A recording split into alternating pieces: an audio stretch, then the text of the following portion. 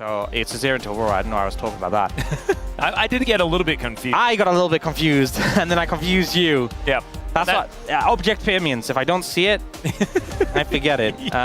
Towards the lane. So that can be a little bit of a worry here for DRX.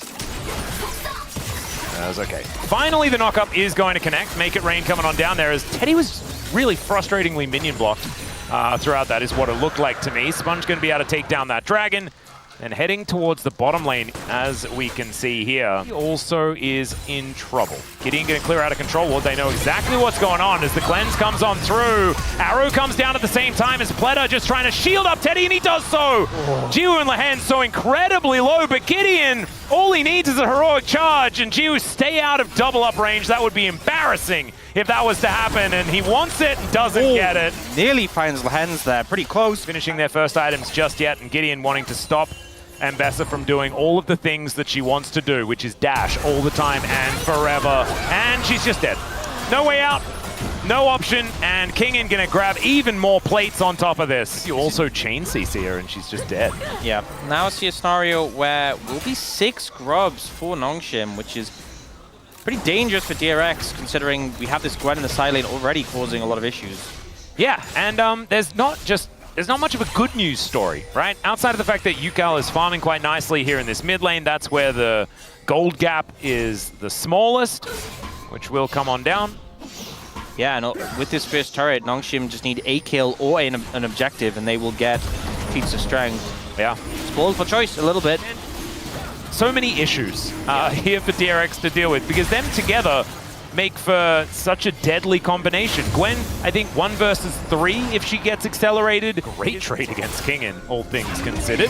And Pleta looking for a bit of a knock-up as the quickness comes on down. Fisher just going to escape by diving to the other side of his circle, and that's going to work out nicely, but Lehens needs to flash the Emperor's Divide, and they seem to just have the answers as Rich gets a public execution. Gideon cannot tank this up for too much longer, but the flash out from Kingen will save his life, and they're going to look for an inner turret off the back end.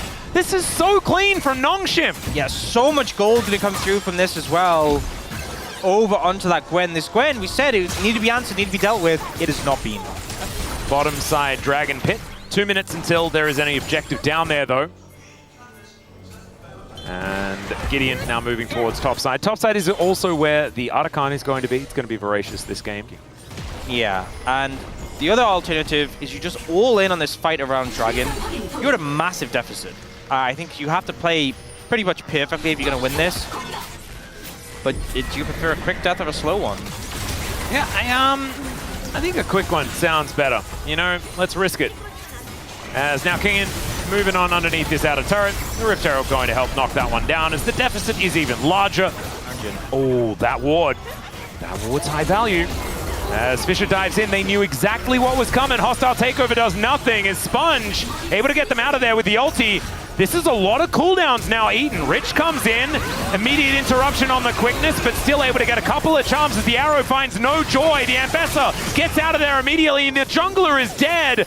Oh, the wallets, Ox. The wallets are just so heavy. And even though Nongshim have missed the majority of their buttons, it doesn't matter. Their mere existence is enough to push DRX away. Yep, they can just kind of stand there and do a little bit of damage, and it'll make all the difference. Oh, they found maybe Fisher. Hostile takeover comes in. That's the Drake being picked up as Rich is going to flash away. Heroic charge from Gideon. Says good night to the Rakan.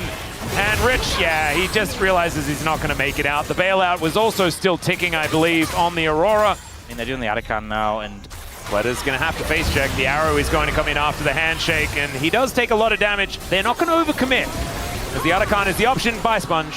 Arakan is just going to be taken here by Nongshim. And this is the problem with a Poppy that gets ahead.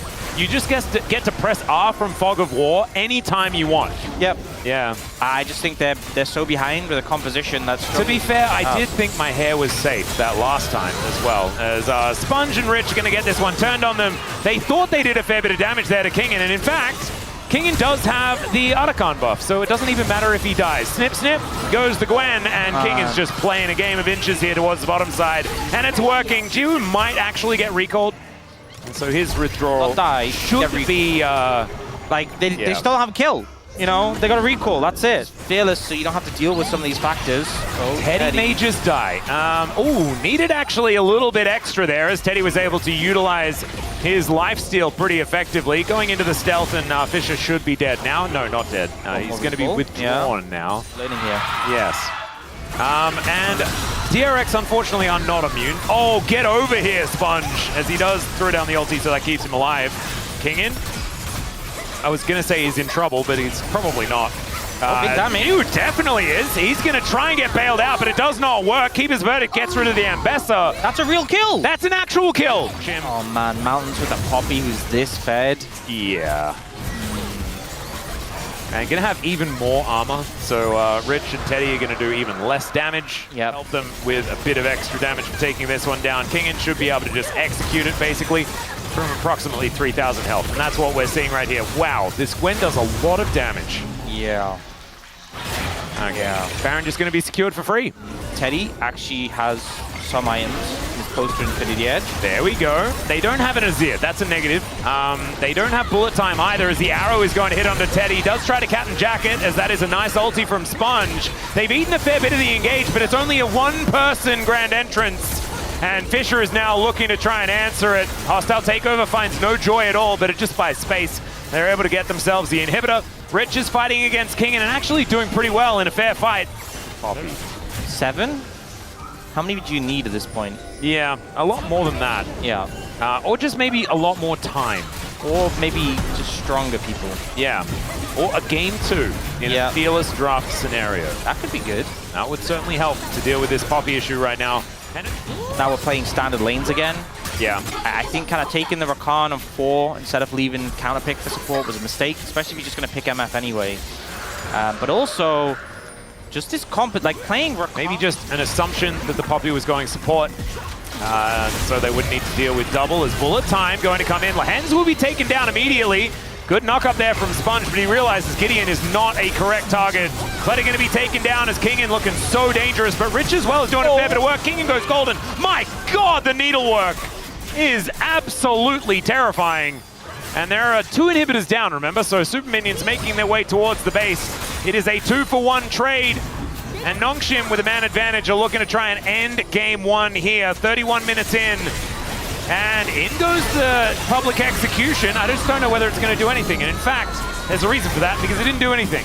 UCal goes golden, but that is just to watch this Nexus turret go down. That was a cute little shifting sands. And there goes the Nexus. Goodbye. Nongshim with a game 1 win over DRX. These were some of the best highlights from today's matchup. Which moment was your favorite? Let me know in the comment section below. This is OP, and I'll see you tomorrow. Take care.